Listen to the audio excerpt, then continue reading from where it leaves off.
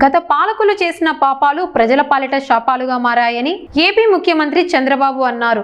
నంద్యాల జిల్లా బనగానపల్లెలో పర్యటించిన సీఎం రైతులకు పట్టాదారు పాస్బుక్లు పంపిణీ చేశారు. ఈ సందర్భంగా ఆయన మాట్లాడుతూ కూటమి ప్రభుత్వం రాగానే ల్యాండ్ టైటిలింగ్ యాక్టును రద్దు చేసినట్లు తెలిపారు. ప్రజల ఆస్తిపై ప్రజలకే అధికారం ఉండాలన్నారు. ప్రతి సమస్యకు పరిష్కారం చూపే బాధ్యత నాదే అంటూ హామీ ఇచ్చారు. తిరుపతి జిల్లా శెట్టిపల్లిలో, గుంటూరు జిల్లా వట్టి చెరుకూరులో 70 ఏళ్ల నాటి సమస్యలు పరిష్కరించామని తెలిపారు. తెలంగాణలో కొన్ని సమస్యలు ఎక్కువ ఉండేటివి. దానికి కారణం నిజాం పాలనలో ఎప్పుడు కూడా భూములన్నీ అనేక మందికి ఇచ్చేవాళ్ళు. ఇక్కడ బ్రిటిష్ వాళ్ళ పరిపాలన అప్పుడే పగడ్బందీ అయినటువంటి ల్యాండ్ రిఫార్మ్ యాక్ట్ కూడా పెట్టుకొని చేశారు. మనం అందరూ కొంతమంది పెద్దవాళ్ళకి ఉండేవాళ్ళకి ఐడియా ఉంటుంది. ఆ రోజు జమాబందీ చేసేవాళ్ళు. సంవత్సరానికి ఒక్కసారి జమాబందీ చేసి మీ ఆస్తి మీదని మన లెక్కలు రాసేవాళ్ళు. దానికి పన్ను కూడా కట్టేవాళ్ళం. మొట్టమొదటిసారిగా ఎన్టీ రామారావు గారు ముఖ్యమంత్రి అయిన తర్వాత మన భూమి పైన పన్ను కట్టడం ఏంటి? అందుకే భూమి పన్ను రద్దు చేసిన వ్యక్తి నందమూరి తారక రామారావు గారు అని చెప్పి నేను మీకు తెలియజేస్తున్నా. ఒక్క నిమిషం పోలీసులు ఉండమ్మా పోలీసులు ఇనమ్మా ఇనో ఇట్రా పడుకో ఇట్రా, నేను మాట్లాడతాను. ఇట్రా ఇటుకి 10 మందిలో ఇవన్నీ చేయడం కరెక్ట్ కాదు.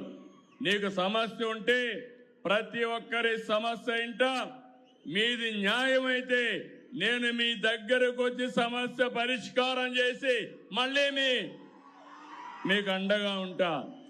మధ్యలో లేచి గొడవలు చేయడం కానీ లేకపోతే డిస్టర్బ్ చేయడం అనేది మన సాంప్రదాయం కాదు, కల్చర్ కాదు. ఆ విషయం గుర్తుపెట్టుకోవాల్సిన అవసరం ఉంది. ఈరోజు అమ్మాయిని వారుగా ఇటు తీసుకురండి, నేను మాట్లాడతాను. ఆ సమస్య నేను పరిష్కారం చేస్తాను.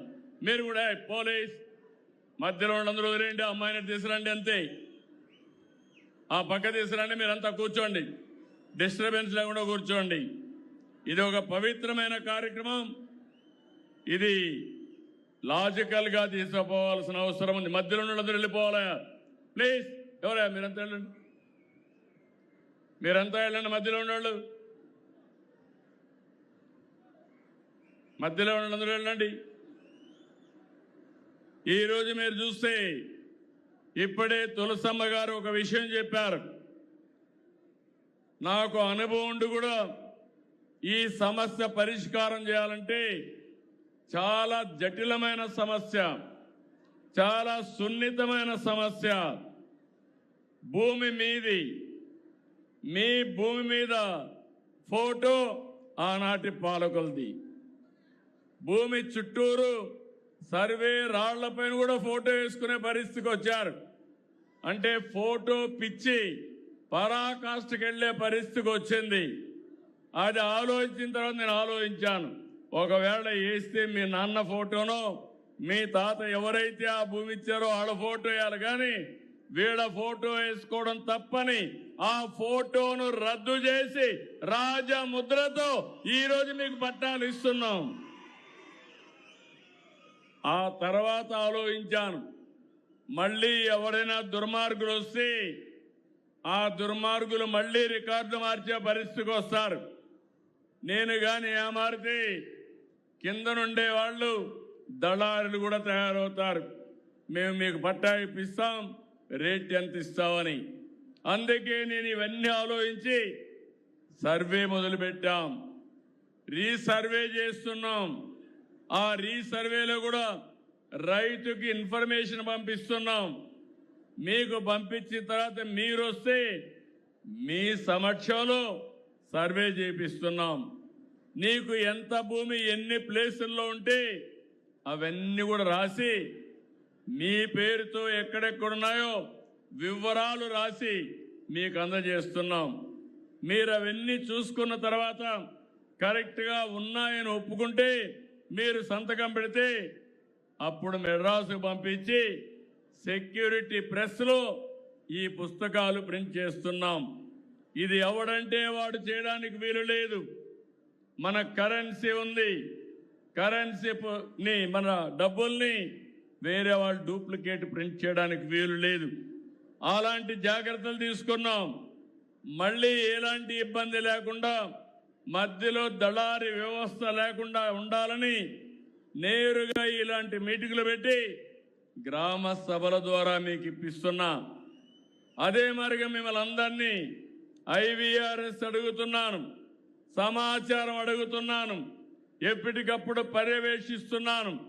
ఇప్పటికి 7 సార్లు 7 నెలల్లో ఇక్కడ జిల్లాలకు వచ్చాను.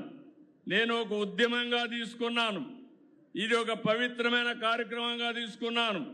నా ఆలోచన ఒక్క రూపాయి కూడా అవినీతి లేకుండా, దళారీ వ్యవస్థ లేకుండా మీ అన్ని సమస్యలు పరిష్కారం చేసి, శాశ్వత పరిష్కారం చేసి మీకు అండగా ఉండాలని ఒక సంకల్పంతో ముందుకు పోతున్నా.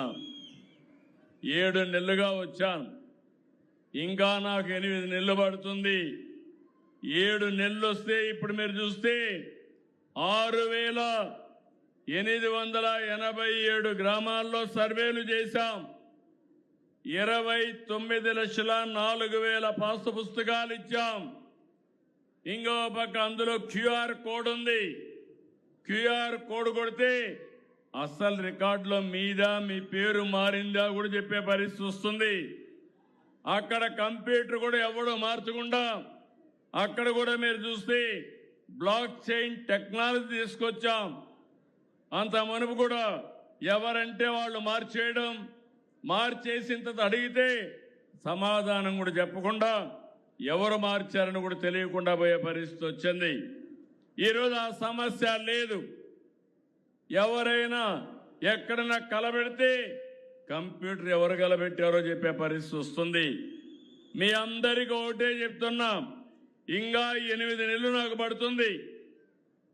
8 నెలల్లో నేను పూర్తి చేస్తే మార్చి 2027కి ఇప్పటి నుంచి 9,833 గ్రామాల్లో 72,07,605 పట్టాదారు పాస్ పుస్తకాలు ఇవ్వాల. అది ఇస్తే నాకు ఒక తృప్తి. నేను ఒక మంచి పని చేసి శాశ్వతంగా రైతులకు విముక్తి చేసిన వాడిని అవుతాను. తప్పకుండా చేసి నా యొక్క నిజాయితీ నిరూపించుకుంటామని చెప్పి కూడా నేను మీకు తెలియజేస్తున్నా. ఈ నెలలో రాష్ట్రంలో 428 గ్రామాలు 2,48,00,000 పాస్ పుస్తకాలు అందించాం. నంద్యాల 8,412, బనగానిపల్లిలో 1,125 పాస్ పుస్తకాలు అందించాం.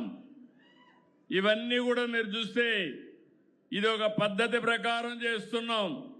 ఇంకో పక్కన ఇవి జరిగితే భూ వివాదాలు ఉండవు. కలెక్టర్ కానీ జాయింట్ కలెక్టర్ ఉన్నారు. నేను ఒకటే ఆదేశాలు ఇచ్చాను. ఇది ప్రభుత్వానికి అత్యంత ప్రాముఖ్యత కలిగిన కార్యక్రమం.